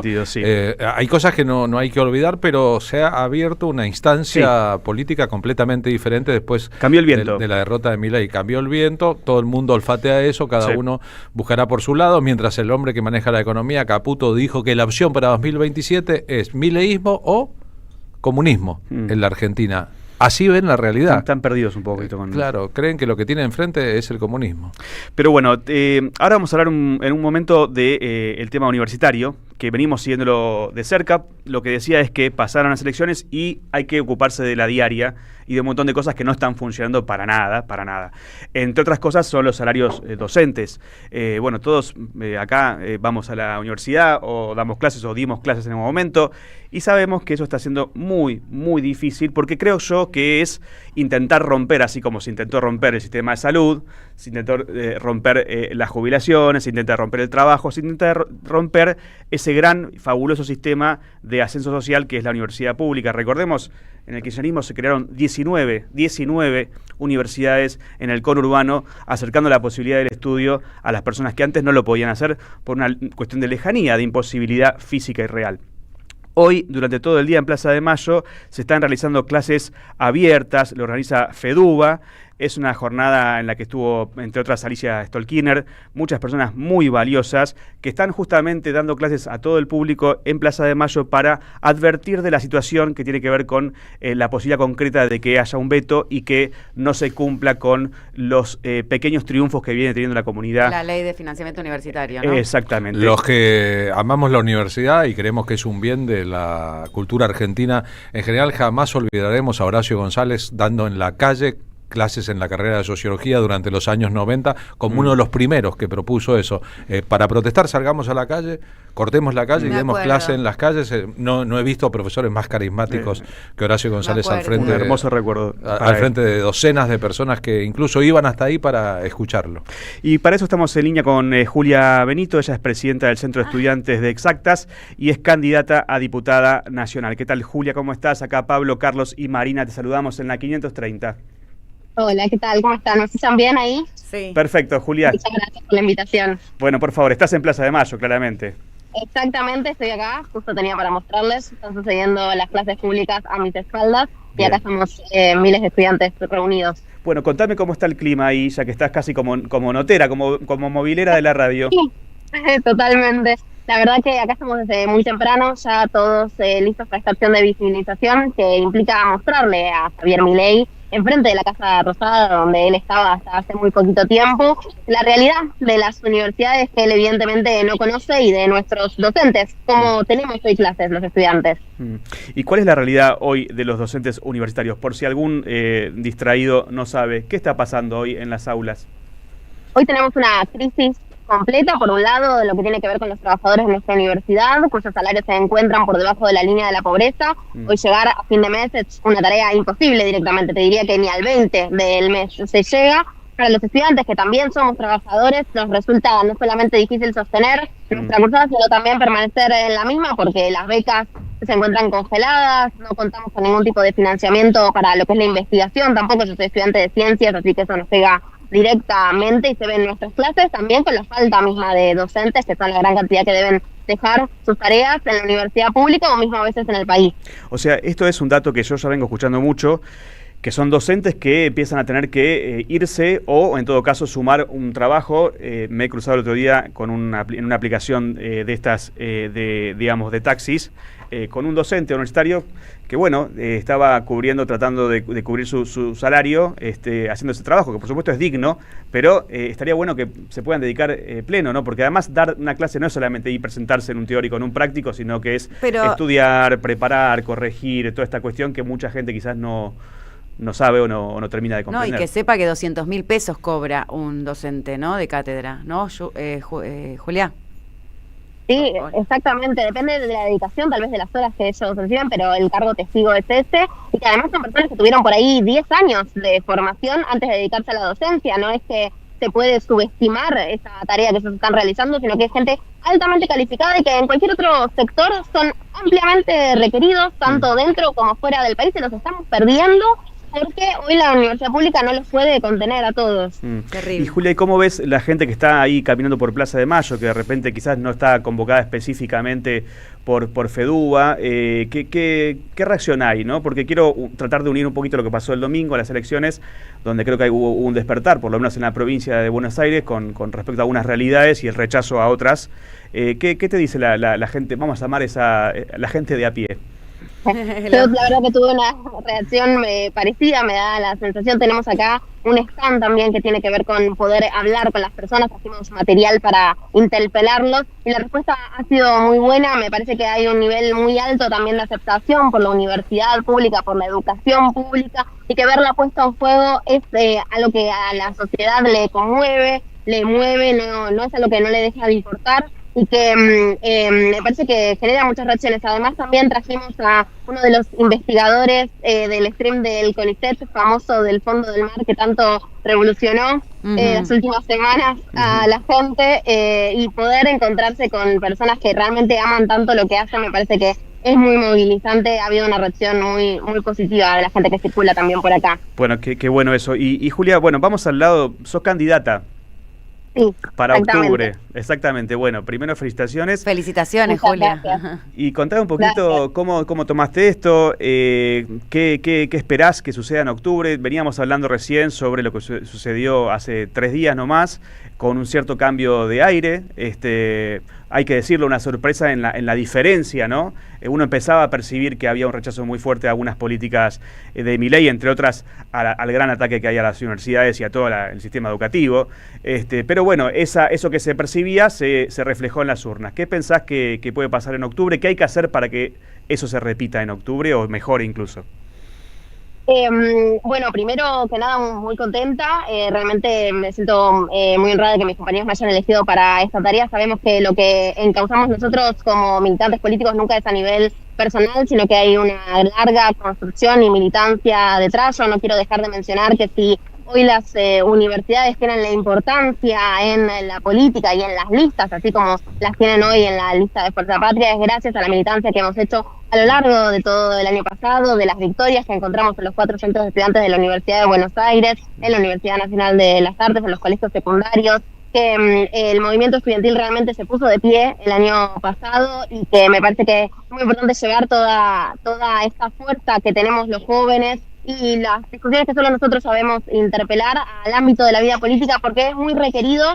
Hay muchos jóvenes muy desencantados con la política hoy, que necesitan de una respuesta de sus compañeros y de sus compañeras, y lo que tenemos que salir a hacer es volver a representar, es volver a llevar a estos espacios que deberían responder a las demandas del pueblo, nuestras demandas, y que para aquellas cosas a las que ahí veo las fotos, a los que fueron convocados los representantes después estén a la altura de las leyes que después tienen que tratar.